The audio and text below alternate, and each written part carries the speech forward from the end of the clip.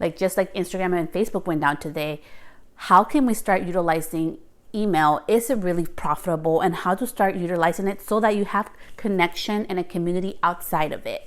So this episode is actually going to be shared with my email list, which is the perfect example why it's so important. Social media is an amazing tool. Anybody who tells you like social media is horrible, they clearly haven't learned how to utilize it. And it doesn't matter. You do not have to have hundreds of thousands or tens of thousands of followers. You can literally start by just having a couple hundred to a couple thousand. I started working with brands with under 1,000 followers. I know. I only have 3,600, which I love. Heart to my community, 3,600 followers on Instagram. And this is how I've utilized it and how you can start utilizing your email list. So first, utilize social media, yes, to get awareness about your business, but most importantly, use it to grow your email list. So how can you do this? There's a couple of ways. So if you want to do the non-techie way, you can literally just on the post put like DM me to get your free guide. DM me to be part of my exclusive community where I email you once a week, once a month, value that I no longer and I don't share on social media. So this is a really simple way where you can utilize literally your DMs.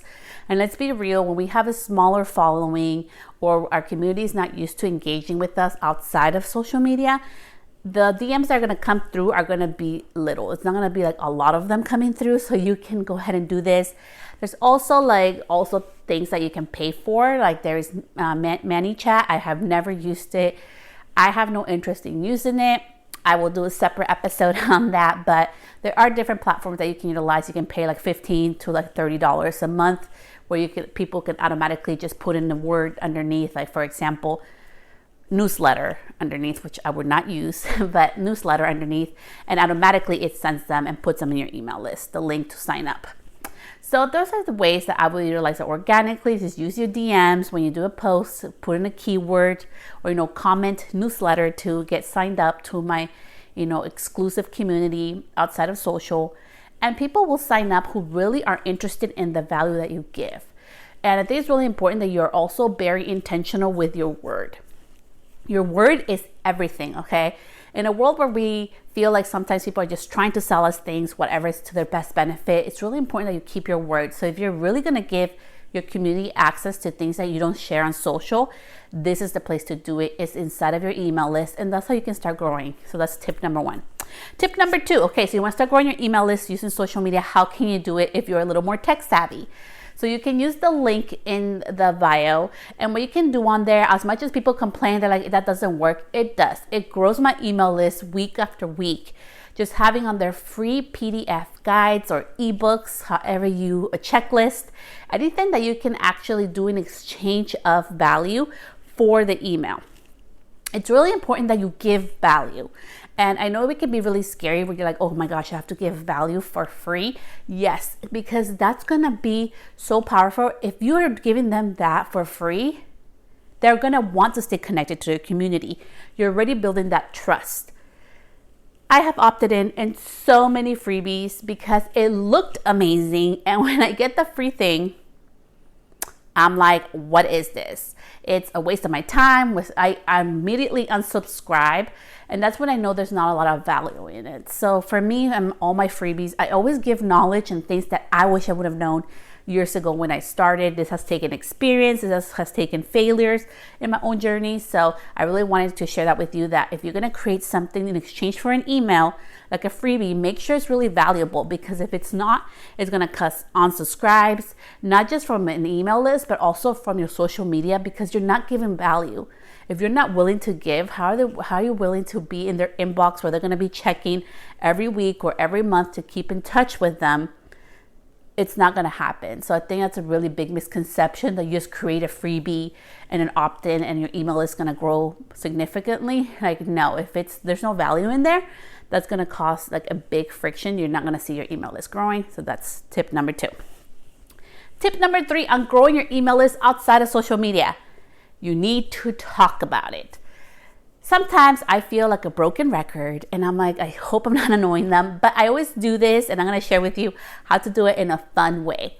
Share what is actually like the freebies that you have. People forget. So right now there's a lot of news with the whole Pinterest thing. So I have a really helpful Pinterest guide that I wish people would have given me for free. A lot of the information I give in that guide, people have to pay and get into programs to even learn. And I really wanted to start because that's just a stepping stone. That's not the whole formula to actually utilizing Pinterest in a way that's going to grow your business and grow your email list and grow your traffic, right? You have to do it with other strategies in place.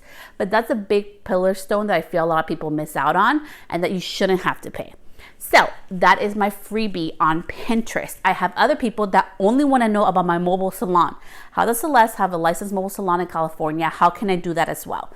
I have a freebie for that. So you see, I know exactly where my clientele, where my ideal client avatar, the person that I'm actually talking to is at and what they're interested in. Then there's also the other people, and I really wanted to make mention of this when you create your freebies and growing your email list, like you have to announce it. So share, hey, remember there's the free, if you want to start using Pinterest for your beauty business, there's the freebie, click the link right underneath my name. You can go ahead and there and access it, and literally you can do that after this YouTube video. I really have the links there. So you can do it in a way that is authentic. Like I just shared with you really what's inside of that freebie. Like that was not made up things. Like that's the reality of it. With my mobile salon, there's information there that took me months. It may look so simple and people may be like, that's all she gave. That took 3 to 5 months to get all that information together. That would have made my process so much easier if I would have known. So I give those type of information. I give that type of value because I want to be helpful. I want you to know that I really have your best interest at heart, and I'm willing to share with you what I've had to learn the hard way, wasting time and hours in research. So do the same thing for your clients. Your clients may not be beauty professionals. Your client may be totally different than mine. So think about your client and don't be scared that, oh my gosh, Celeste, but you're asking me to specialize and only talk to one client. I'm going to deter other people. No, you're not. I want us to think about harmony between life and business. You are probably not friends with everybody in your town, and that's okay. Think about the same mentality when you go on social media. You're not going to be for everybody, and that's beautiful. You're only going to attract the community and the people that need to be around you. So be very, start changing that mindset of oh my gosh, I'm going to repel people. That's beautiful. That's part of the harmony of having a business. You're not for everybody. Right now, the Starbucks is being boycotted for, other reasons. Maybe Dutch Bros. Maybe you're a Dutch Bro person. Maybe you're an Acre Coffee. If you don't live in Petaluma or around Sonoma County, you may not know what Acre Coffee is. And that's what I mean. Each business has their own thing of who they're attracting, right? And I think it's so important that we start thinking about it that way. Target is not for everybody. Walmart is not for everybody. And we are not for everybody either. So let's really start reframing that. So share about your values, right? So where it said you're going to be sharing it. So how often should you be sharing this? At least once a week. Some people share it every day. I couldn't do that, but you're welcome to. So once a week sounds amazing. You can do it in a simple way, just within a story and a post, you reading it, holding the handout, actually physically printed out, different things that you can do it in a fun, interactive way. You do not have to sell it. It's just really people need to know what's in it for them. And if you're able to communicate that very precisely, what they're going to get out of this, they will go ahead and grab it. So that's another way that you can do that. So now let's talk about how can you make money with your email list. So you can actually give them information when there's a new program coming out, when you're offering new services or products in your business. It's really an engaged community. Instead of just relying on the 1 or 3% that are going to see your post on Instagram or Facebook, you can actually rely on a community that opens your emails. Now, I know this number may be a little bit higher than what it really is, but my email rate right now to open rate is 48 to 52%. So that means that out of all the emails I send out, 48 to 52% of people are opening up those emails. I know on social media and Instagram, there's no way that all my content is getting to 48 or 52% of my audience. It's just not. So I have really relied a lot on email marketing. It's just really also like, aside from just making sales, it's really important so you can actually talk to a community that is engaged with you, that actually sees you as an expert, and they can answer back to you what they are looking for. And sometimes it's not just only asking about what they're looking for, but also they see you as the expert. You are their guide. So it's things so important that I can connect with them in a different level. In my email list, I share things I do not share on social media. Why? Because it's a community that I've built. It's a place where I feel like everybody's part of this big family, and I can be real more open-hearted with them. I'm able to have a conversation. It's not just a one-way sharing information. It's a two-way. We can have communication, reach back and forth through the emails, through the DMs. It just has built such a beautiful community and family through email that I never imagined that would happen through email marketing. So if you're holding yourself back and you're like, I want to do this, but is it going to work? It will work. It takes time, so don't judge yourself. I know sometimes we see people and experts in the industry that have 100,000 followers, and they have like 50,000 people on their email list, 200,000 people on their email list, and we get discouraged. But it's not about the amount of people in your email list. It's about who is in your email list. So really remember that. Lastly, let's talk about the tech, because I know tech is going to come up. I've used many different softwares, so here we go. I've used MailChimp, I've used ConvertKit, I've used Kajabi email marketing system, and my favorite, okay, because I will tell you why, is Flowdesk. So I have Flowdesk and I really love it, and if you want to try it out, I have a 50% off for a whole year, so it's only $19 a month, so you can check that out. This is why I love Flowdesk. I love Flowdesk because they have templates. So you literally can, if you have no idea what to write, you can go on there and it has like sales email templates or like welcome to my community email templates that you can then customize, change the pictures, and make it your own. I love this because it really helps me. I am the type of person that I may do very amazing things on video and I get very comfortable on video and audio. But when it comes to writing, I don't know what happened. I think after high school, I got into English 1A, which is like the highest college level English. I was going to go to junior college after high school, which I did not. And now Celeste has grammatical errors all the time. So for me, Flowdesk has been life-changing. I just love the templates. I love that I can customize it, keep a cohesive brand beyond my logos and my colors. Also, my voice feel, you can add in like GIFs on there, like those funny meme videos. You can add that to your email list. You can really personalize it, and it's so fun.